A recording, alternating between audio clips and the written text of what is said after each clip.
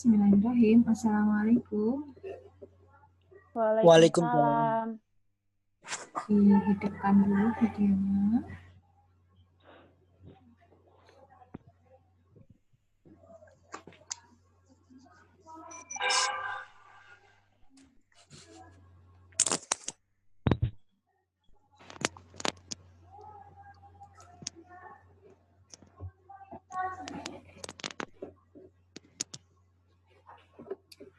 Satu, dua, tiga. Masih ada yang belum masuk, Bu? Loh, kok kamu ikutan sih, Bambang? Iya, Bu. Kamu kan semester 5. Semester 2 nilainya masih belum bagus. Kayaknya ini banyak yang semester 5 juga ya. Dari semester 5, 3 orang. Yang lain ada 10 kan? 1, 2, 3, 4, 5. Ya, masih setengah. Yang setengahnya mana? Semester 2, Bu. Semester 2. Iya. Saya udah hubungin, Bu, tapi pada belum bangun kayaknya loh, Bu. Loh, Belum dibantu. belum bangun. Iya, saya udah hubungin, tapi Bu. Ya Allah, kan kemarin udah dibilang pagi kan di jadwal. Iya, Bu. Iya, Bu.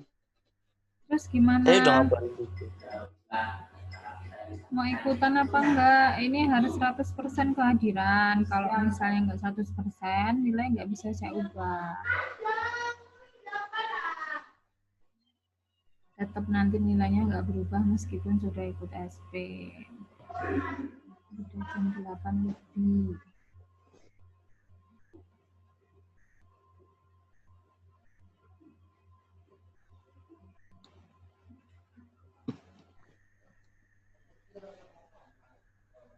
Yang semester 2 siapa ya? Siapa aja ya?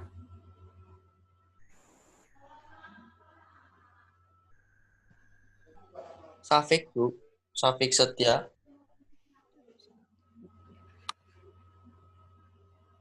Siapa lagi, Mas? Saya Muhammad Rezal sama Hakimul, Bu. Hakimul udah ada itu. Tapi nggak tahu orangnya ada di situ apa enggak.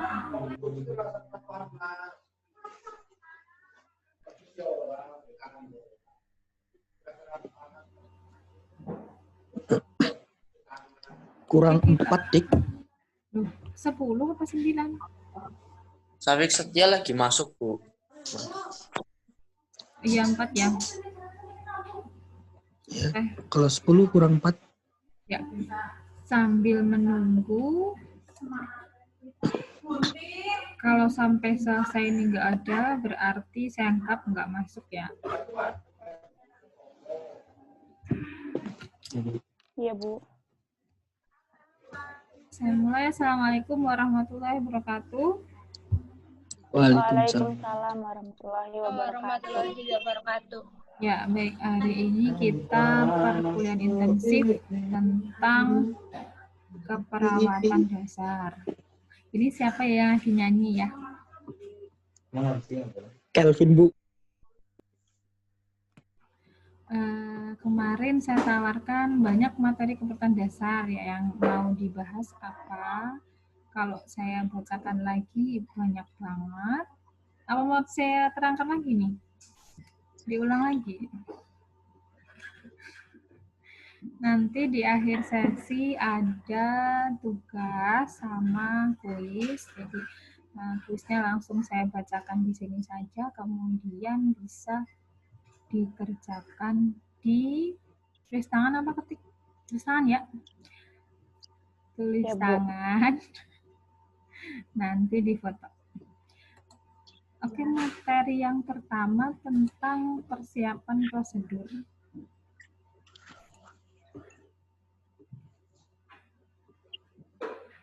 Yang semester 5 sudah pernah melakukan beberapa prosedur di sini.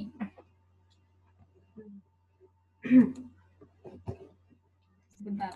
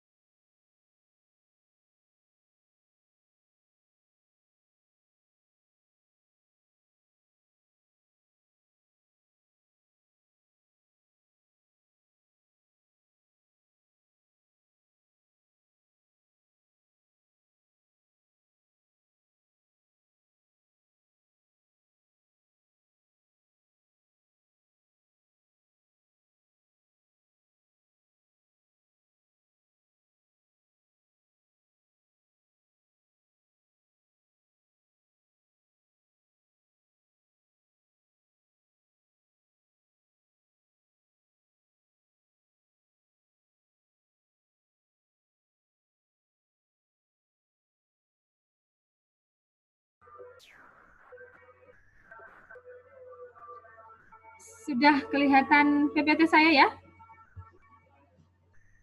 Ya. Sudah, Bu. Sudah, Bu. Yang semester Sudah, Bu. 5, siapa yang pernah dapat nganterin pasien untuk pemeriksaan penunjang? Ada nggak?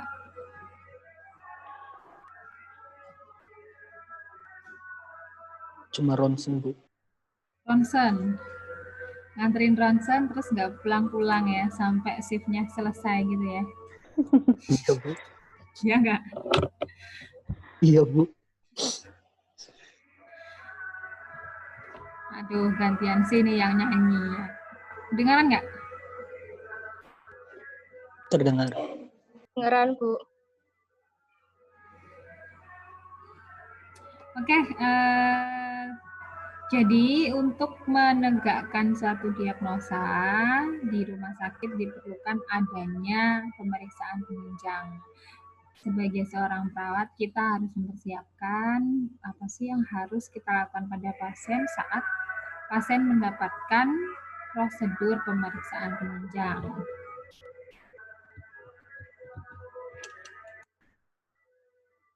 Nah, apa saja sih pemeriksaan penunjang? Banyak ya. Kemarin kayaknya setengahnya dijelaskan Bu Novi ya. Saya menjelaskan yang saya upload kemarin materinya tentang pemeriksaan penunjang tentang MRI, kemudian CT scan, BNO, IVP, dan EKG. Apa bedanya MRI dan CT scan, Mas Bambang?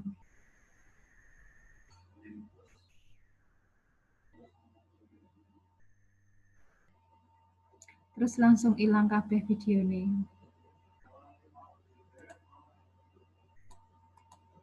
Halo.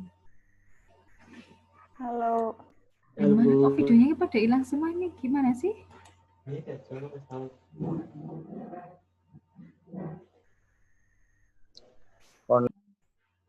Mas Bambang, apa bedanya MRI sama CT scan?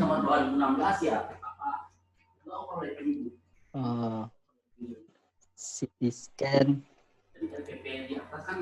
untuk ada adik kelasnya loh, masa nggak malu ditanyain bedanya MRI sama CT scan? MRI CT scan memanfaatkan sinar X untuk menciptakan gambar dalam tubuh, sementara MRI menggunakan medan magnet dan gelombang radio yang kuat untuk menciptakan gambar organ dan struktur internal tubuh secara terinci, Bu. Jadi lebih baik yang mana, Mbak Silpi? Mbak Silpi senyum-senyum aja. Lebih baik yang mana, Mbak Silpi? MRI atau CT scan?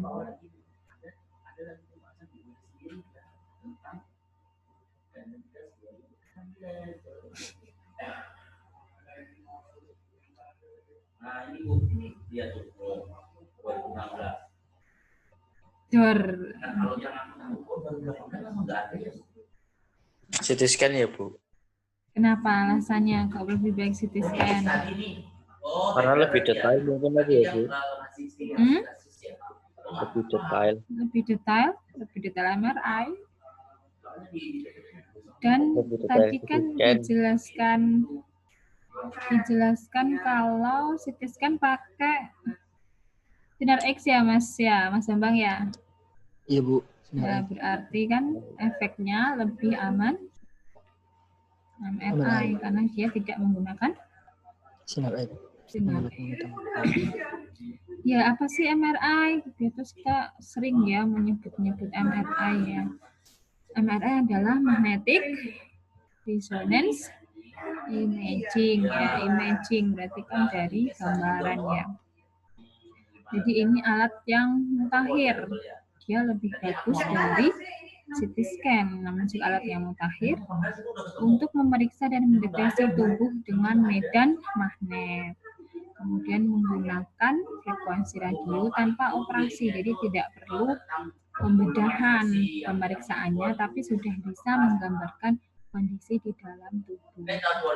Untuk waktu pemeriksaannya ini bisa 45 sampai 90 menit. Bagaimana caranya? Nah ini bagusnya MRI itu tidak menggunakan sinar X ataupun bahan radioaktif sehingga lebih aman untuk pasiennya. Nah alatnya seperti ini, jadi nanti mungkin memang agak membingungkan dengan CT scan ya karena hampir sama untuk alatnya, tapi tetap tadi perbedaannya menggunakan sinar X atau ronsen dan satunya enggak. Nah, untuk pembagian MRI ini ada Tesla, jadi ini seperti ukuran di dalam penggunaannya.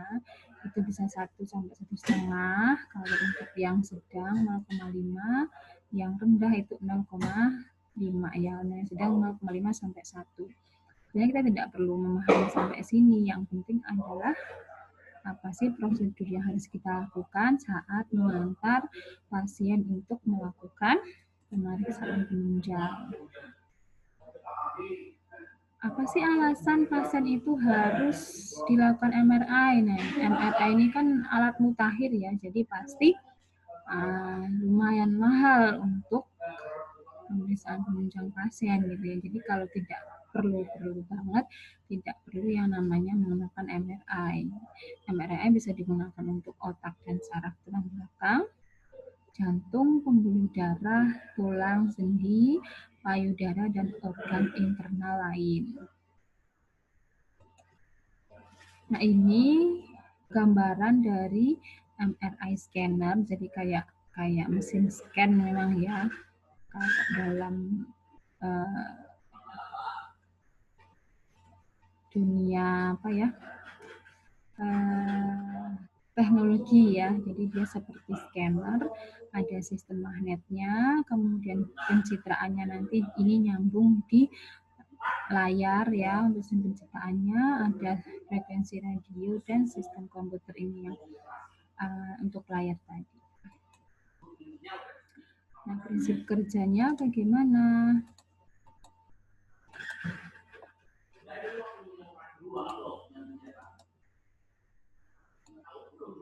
Nah, jadi untuk prinsip kerjanya di dalam tubuh itu ada atom hidrogen dalam posisi random, di mana kalau di situ ada masalah nanti akan terbaca.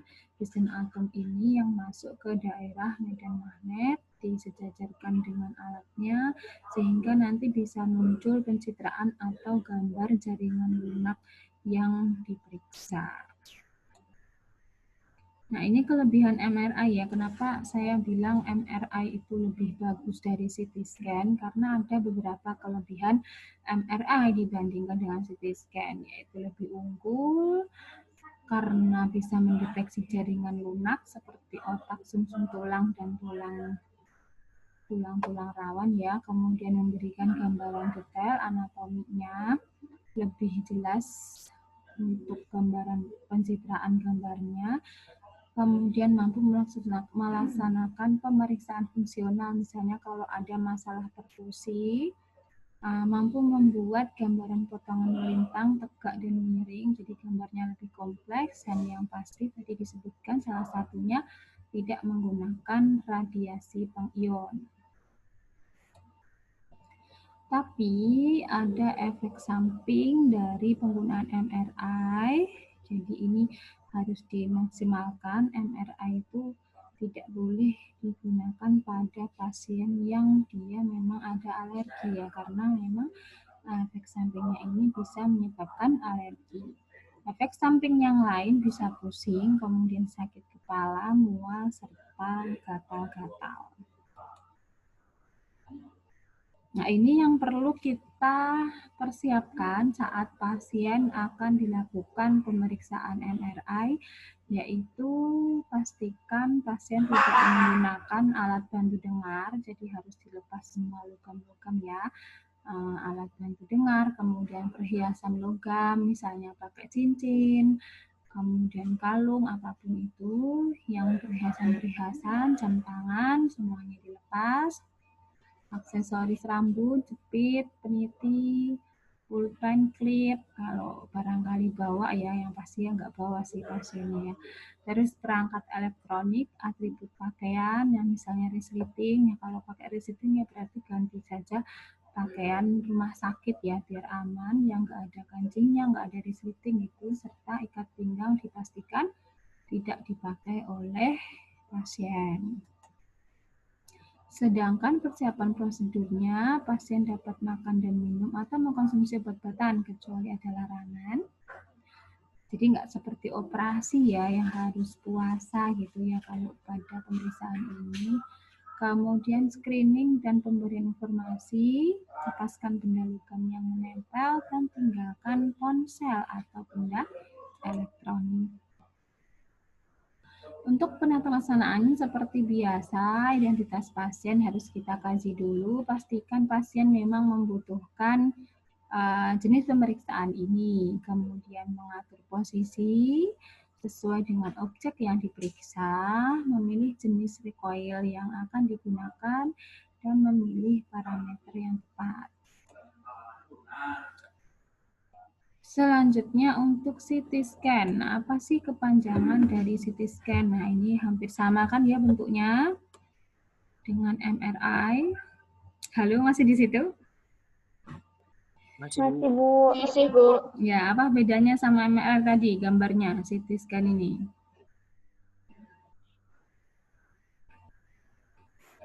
Safik, apa bedanya?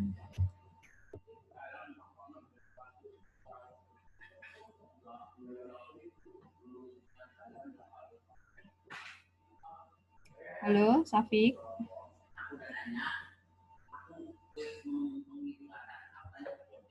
Mana ya anaknya ya?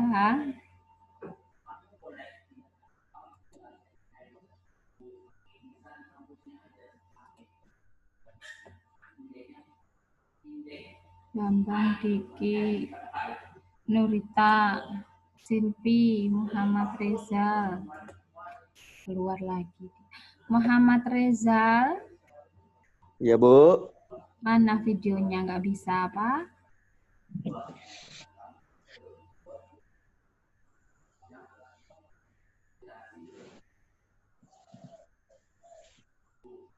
Tadi mana Muhammad Rezal? Ya, Bu. Taufik ya ini ya? Muhammad Rizal, Bu. Oh, Muhammad Rezal. Oke, Muhammad Rezal. Apa bedanya? Ini sambil tidur apa duduk? Duduk. Duduk. Duduk kamu jalan-jalan. Apa bedanya CT scan sama MRI, Mas, kalau dilihat dari gambarnya?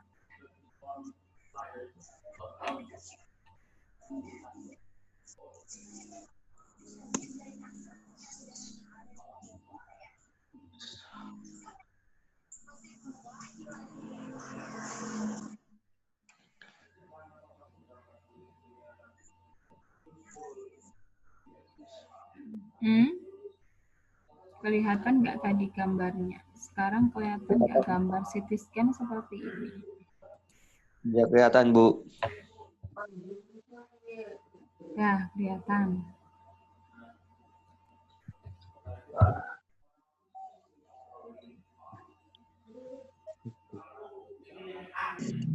Kalian lihat ini nggak bedanya di sini? Di bagian sini, lihat nggak? Lihat. Nah, ini yang namanya apa? Seperti alat ronsen kan? Ya. Ya, kalau di MRI tidak ada karena MRI itu sudah menggunakan teknologi yang lebih canggih. Dia tidak perlu alat seperti ronsen sinar X. Tapi kalau CT scan dia masih kombinasi teknologi ronsen ini sinar X dengan sistem komputer. Bedanya di situ tadi. Terus, nah indikasi kenapa pasien harus menggunakan CT scan? Misalnya kalau ada kondisi kelainan di dada, ada infeksi, kemudian emboli paru ya, kanker paru, masalah jantung, aorta itu bisa menggunakan CT scan. Jadi CT scan itu tidak hanya untuk dulu kalau Anda sebelum baca CT scan itu untuk apa?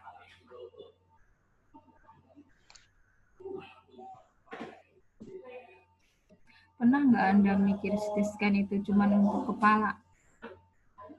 Enggak. Enggak. Terus mikirnya CT scan buat apa? Untuk scan yang patah tulang. Oh, scan patah tulang. Kenapa harus pakai CT scan kalau cuma patah tulang? Supaya terlihat jelas Bu detailnya. Kalau patah tulang pakai ronsen juga udah jelas. Iya, iya. Jadi kan ini untuk melihat yang lebih dalam ya, jaringan lunak kayak emboli paru, kanker paru itu kan kalau cuma pakai ronsen yang terlihat hanya gambar tulang kan, tapi kalau pakai CT scan dia bisa terlihat organnya. Nanti Anda bisa lihat video yang lebih jelas mengenai pemeriksaannya. Kemudian perut kalau terjadi infeksi, kista, abses ya. Kemudian tumor, perdarahan, saluran kemih ini untuk melihat infeksi saluran kemih. Tapi kalau untuk melihat lebih detailnya kita bisa pakai BNO. Loh ini sudah habis ya Zoom-nya ya. Bentar lagi Iya itu mati Bu, itu. waktu Nanti masuk aja lagi pakai itu ya. Bisa ya. lagi. Kemudian indikasi untuk panggul, tungkai, lengan, kepala, dan tulang belakang. Oke, kalau saya jelaskan juga banyak banget. Mungkin ada yang ditanyakan aja dari penjelasan ini.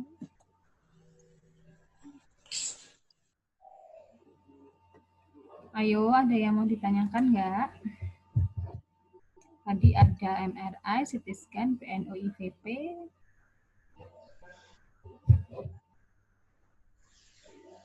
Nurita, Mbak Nurita, ada yang ditanyakan Mbak Nurita? Belum, Bu. Belum.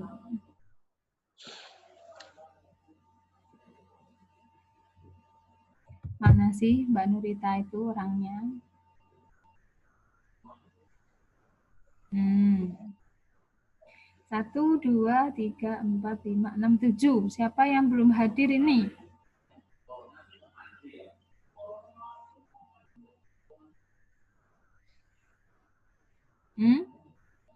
Semester 2 ya berarti yang belum hadir ya. Iya, Bu, semester 2. Oke, Hakimul, ada yang mau ditanyakan nggak, Mas, tentang pemeriksaan penunjang? Tidak ada Bu. Tidak ada. Ini kurang berapa menit, Mbak? 4 menit?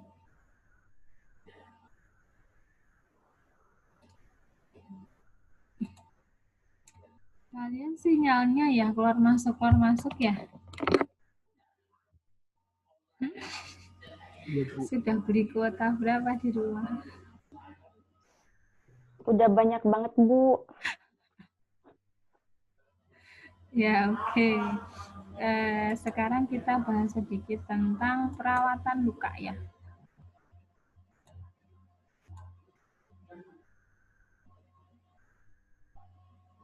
Nah, ini dasar-dasar perawatan luka. Nah, jadi nanti di rumah sakit itu kalau stasenya bedah pasti harus melakukan rawat luka ya.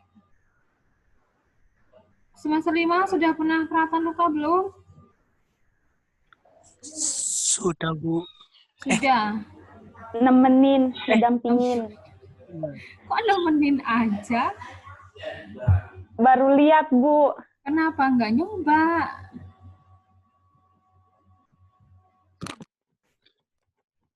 Kenapa Mbak nggak nyoba, Mbak? Sekarang tambah susah loh, pandemi kayak gini prakteknya. Jadi tolak-tolak ya, dulu nggak nyoba perawatan luka ya.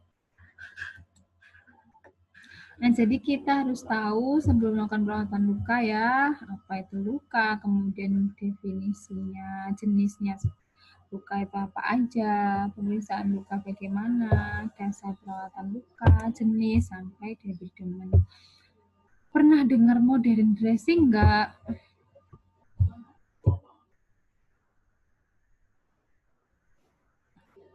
Halo? Ya Bu, gimana Bu? Pernah dengar modern dressing nggak?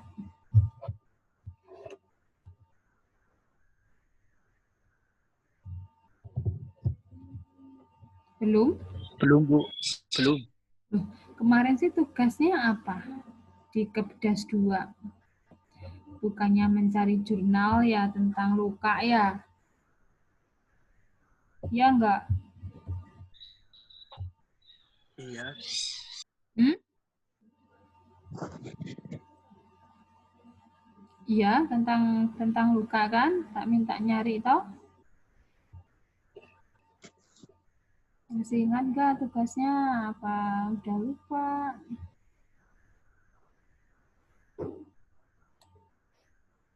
Oke. Luka, apa sih luka itu sebenarnya?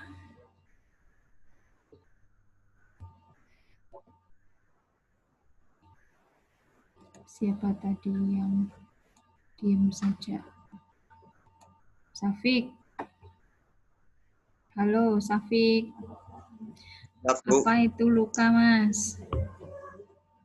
Luka adalah kondisi terputusnya kontinuitas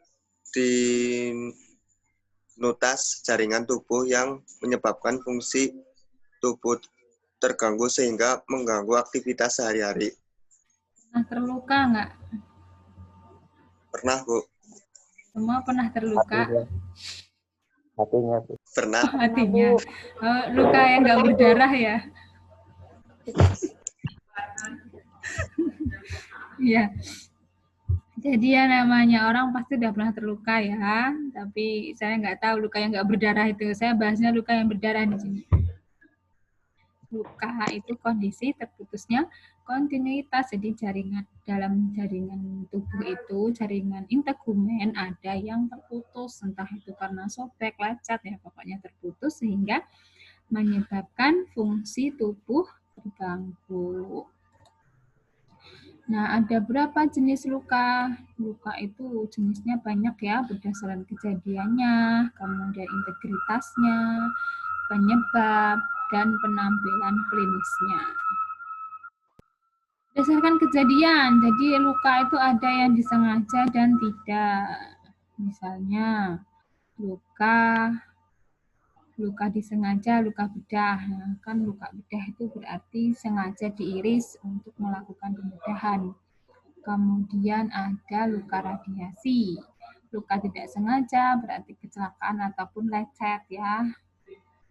Naik motor keserempet, nah itu bisa kecelakaan, bisa lecet.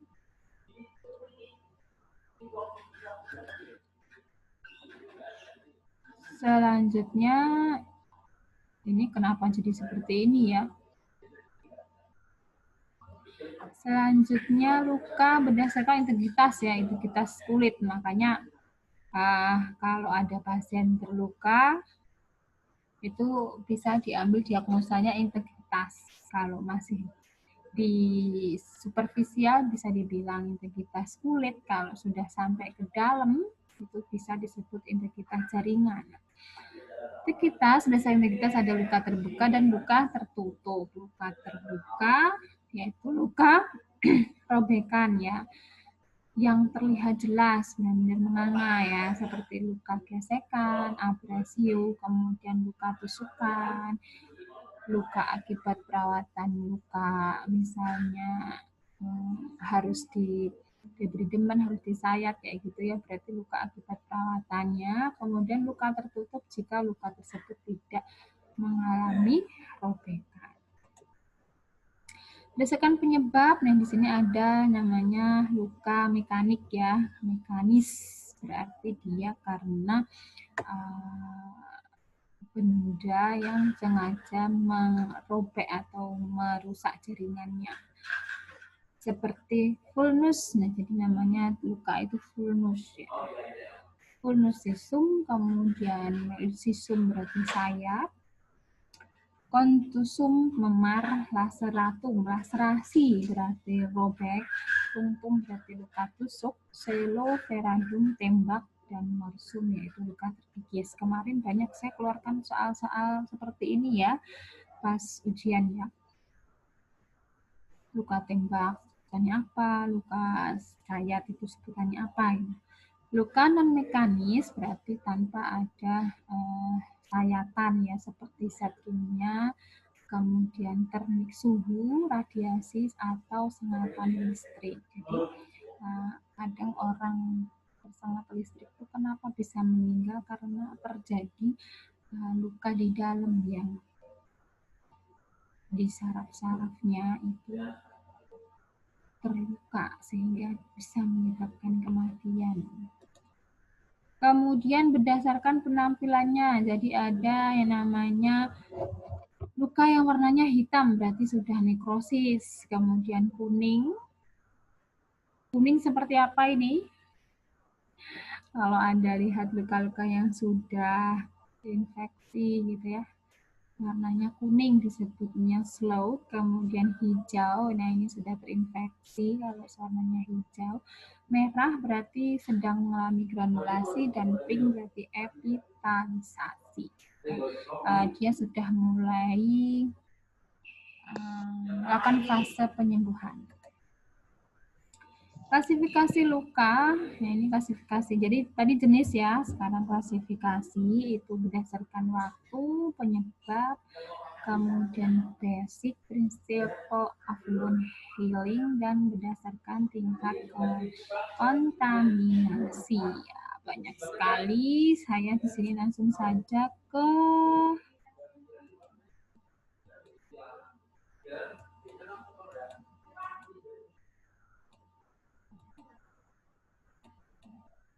nah, ini jenis-jenis luka, nanti bisa Anda lihat di rumah sakit ya. Kalian tahu luka apa ini?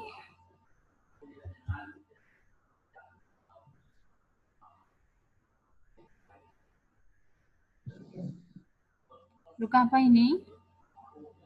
Sampai seperti ini. Ya. DM, Bu. DM ya, jadi sudah kelihatan tulang-tulangnya seperti ini. Nah, ini kalau misalnya masih bisa diselamatkan ya dirawat, kalau sudah nekrosis berarti harus diamputasi.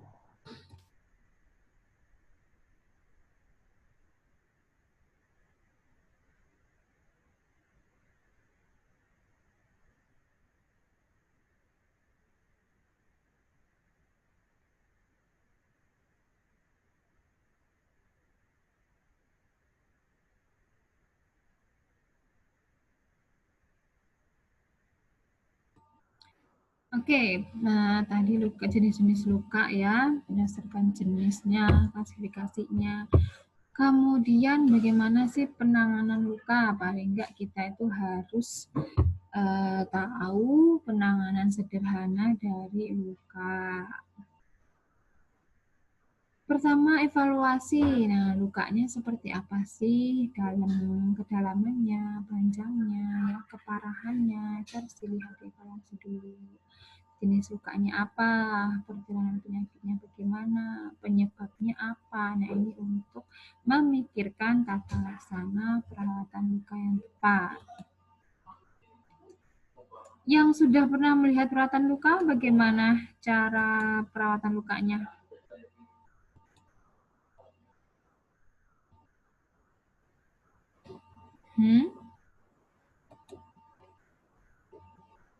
Siapa tadi yang sudah pernah melihat perawatan luka? Silpi tadi, Bu.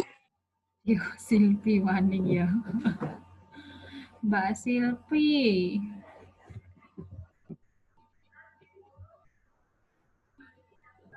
Ya, Bu. Gimana perawatan luka di rumah sakit apa yang Anda lihat?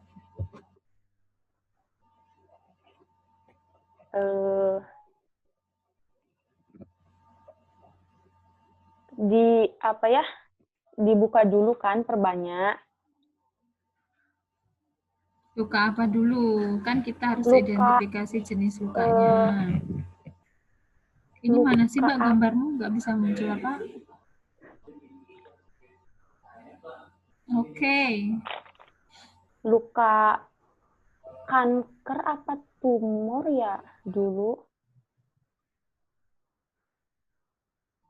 Ya nggak tahu, kan saya nggak lihat. Pokoknya kalau nggak salah kanker, Bu. Kanker apa? Apa tumor ya? Lupa. Di mana posisinya? Di dengkul. Gimana perawatan lukanya? Dibuka dulu perbanyak, terus abis kayak gitu kayak diituin sama alkohol. Diituin itu Alkohol apa NaCl? Diituin itu apa? Kayak ditepet gitu, Bu. Terus Abis kayak gitu dibersihin pakai kasa.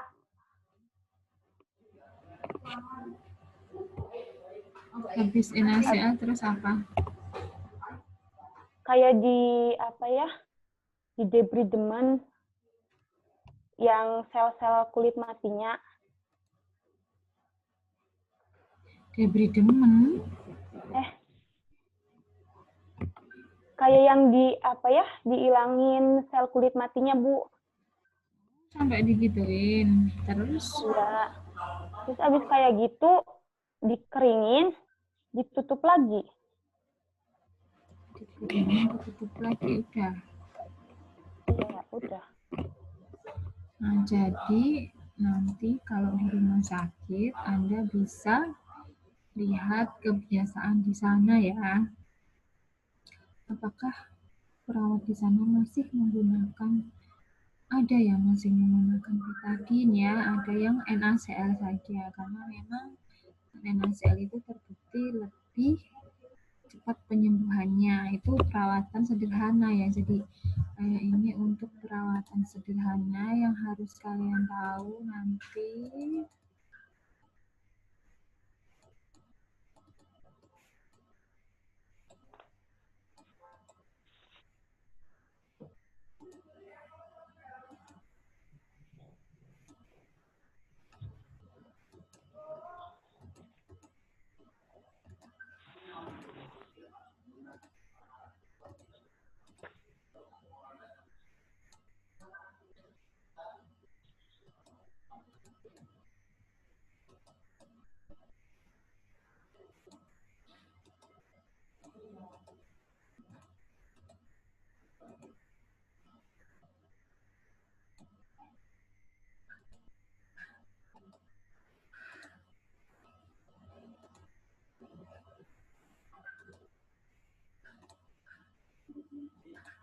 Nah, luka ya, luka itu ada luka bersih dan kotor ya. Jadi ini yang perlu Anda siapkan kalau luka kotor. Luka kotor seperti apa misalnya? Nah, ini ya, luka kotor itu ada lukanya itu sendiri, kemudian ada serum lukanya, ada darahnya, ada nanahnya, sampai ada nekrosis. Nekrosis apa tadi? Luka yang sudah berwarna kehitaman karena tidak mendapat pasokan oksigen sehingga kulit tersebut menjadi nekrosis. Kalau ada luka seperti ini, misalnya luka dekubitus, itu berarti kita harus menerapkan perawatan luka kotor. Nah, kenapa kita harus melakukan perawatan ini? Tentunya untuk mempercepat penyembuhan, mencegah infeksi yang meluas, dan mengurangi ketidaknyamanan. Nah, ini untuk alatnya, jadi Anda harus tahu ketika akan melakukan perawatan luka, ada bengkok. Sudah lihat bengkok ya? Sudah, Bu. Semester Sudah, 2, Bu. sudah lihat bengkok, semester 2. Sudah, Bu. Sudah pernah masuk lab belum semester 2?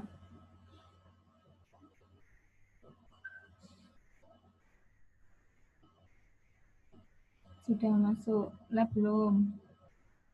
Nah, nanti Anda bisa lihat di sana ya, ada bengkok, kemudian pinset anatomi, pinset chirurgis, kasa steril, gunting, desinfektan, safflon, kemudian NaCl, kapas lidi, sarung tangan, dan betadine ya. Nah, bagaimana cara untuk melakukan pelaksanaannya? Ini yang perawatan sederhana, cuci tangan, sarung tangannya itu harus steril ya, biar lukanya itu enggak infeksi. Buka balutan tadi ya, Mbak Silvi udah jelasin ya, buka balutannya dibuka. Nah, ini bersihkan plester dengan ada pakai bensin loh, bersihin plester itu ya.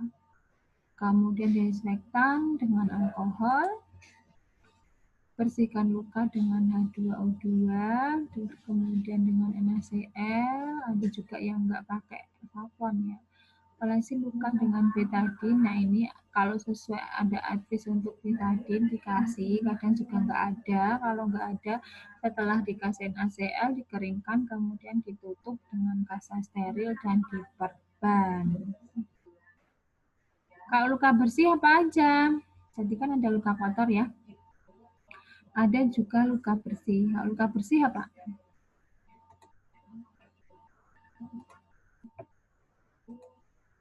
Legal ada nggak ini?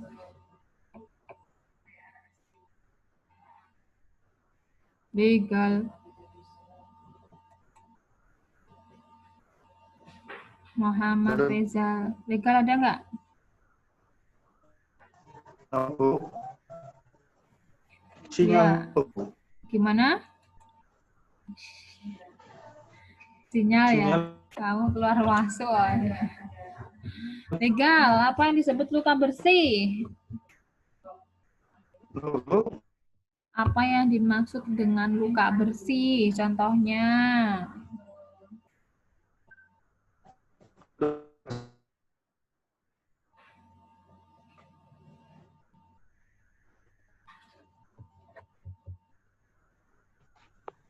Apa, Mas?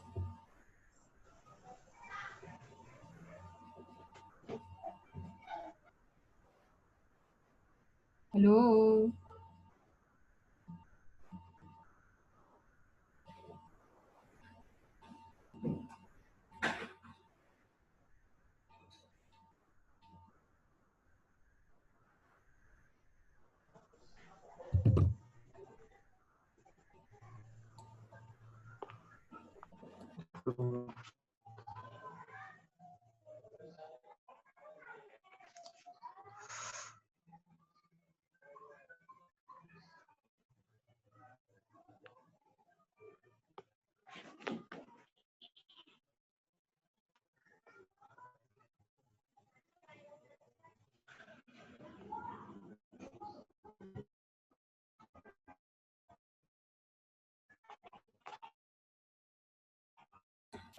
Gimana Mas Legal? Apa yang dimaksud luka bersih contohnya? Luka bersih contohnya luka pasca operasi, Bu. Luka pasca operasi. Kalau luka kotor?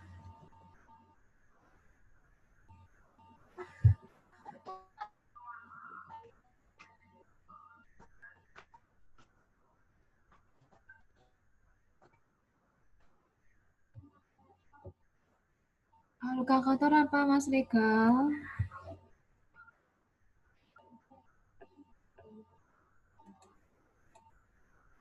luka, deku, bitu, contohnya ya. Nah, ini tadi yang disebut dengan debridement ya. Jadi debridement itu sebenarnya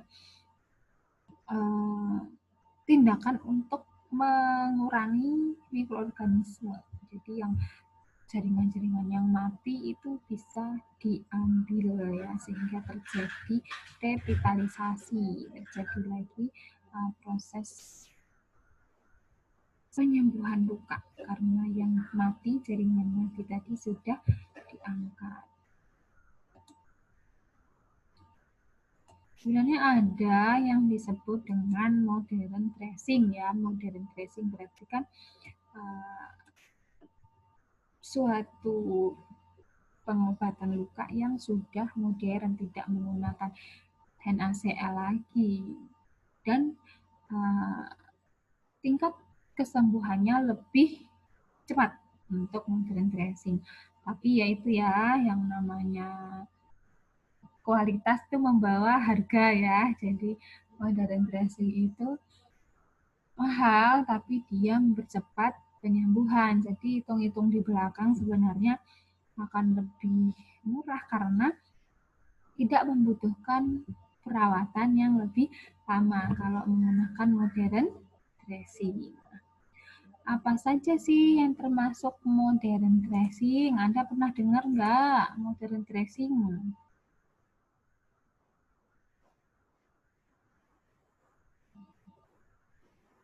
Halo?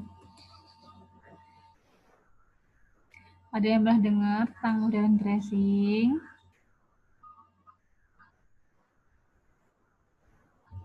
Kalau nggak ada yang pernah dengar, tak kon golek jurnal ya.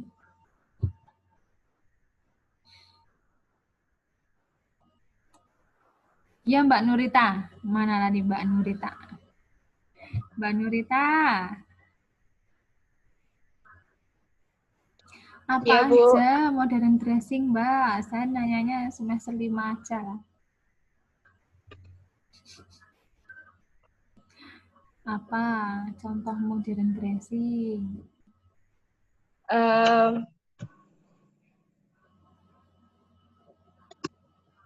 Untuk perawatan luka, Iya, apa misalnya?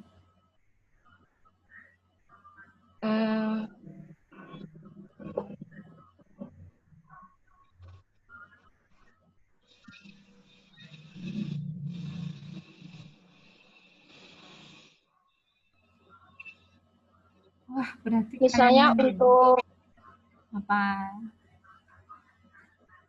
tentang peralatan-peralatan mungkin Anda masih yang nyimpen dilakukan PPT untuk nggak? membersihkan luka supaya Iya, Anda masih nyimpen PPT yang tahun lalu nggak? Yang pas Anda KD2 nggak? Itu banyak sudah dijelaskan di situ. masih, Bu, tapi di laptop Terus laptopnya Nggak gimana? Laptopnya lagi nggak di dibuka. Dan emang kalian, emang kalian kalau Zoom kayak gini pakai HP semua ya? Iya. Senengnya nganggo HP. Jadi ya yang namanya blend dressing itu ya ada salep, yang bermacam-macam salep ya, ada busa, ada enzim, banyak sekali sesuai dengan lukanya. Anda bisa belajar tuntas itu dengan pelatihan wound care ya, promosi pelatihan wound care lumayan mahal ya, tapi di situ Anda akan diajari jadi ahli perawatan luka ya, luka apapun dipelajari di situ. Begitu sedikit review dari saya. Ada yang ditanyakan nggak?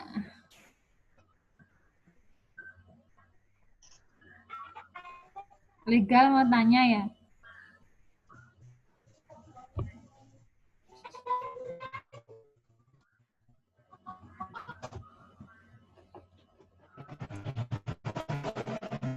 Iya. Rupanya sinyal memang tidak bersahabat. Oke, kalau tidak tidak ada yang tanyakan, berarti tugas ya sekarang ya. Jadi pertemuannya sedikit, cuma nanti untuk membahas tugas dan kuisnya lumayan lama gitu ya. Tugasnya mau 1 atau 2 ini? 1, Bu. Satu aja, Bu. Satu aja, Bu. Nek tugas 1, mesti pilih yang angka rendah, tapi nek nilai pilih yang angka tinggi. Iya, Bu. Jadi nanti tugasnya silahkan mencari jurnal, kemudian diresum. Jurnal tentang modern dressing. Terserah nanti Anda milih apa. Diresum mulai dari namanya ya. Jadi nama modern dressingnya itu apa yang Anda pilih. Kemudian peralatannya, dan prosedurnya. Ini yang nggak muncul bisa tahu tugasnya nggak ya, yang nggak ada videonya ini? Bisa mendengar suara saya nggak? Bisa, Bu. Ya, nanti selesai ini WA apa bu tugasnya tadi. Si temen ya, kayak gitu, Pak. Oke, sudah jelas ya tugasnya? Besok dikirim. Di Skasa ada kan ya, PI ya? Ada. Ada. Nah, nanti Ada, Bu. saya bikin kantong tugas. Jangan sia-siakan sudah ikut-ikut SP, nanti nggak sungguh-sungguh, urun teko, urun absen, ya. Tapi orang perubahan. Jadi nanti saya kasih waktu 24 jam ya, sampai jam berapa? 23.59 ya. Gitu toh ya tugasnya ya, bisa ya. Terus sekarang kuisnya, ya kuisnya sekarang silahkan ditulis tangan dulu.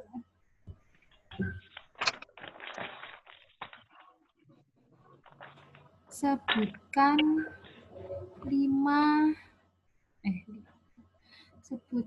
4 macam pemeriksaan penunjang. Sebutkan dan jelaskan 4 macam pemeriksaan penunjang.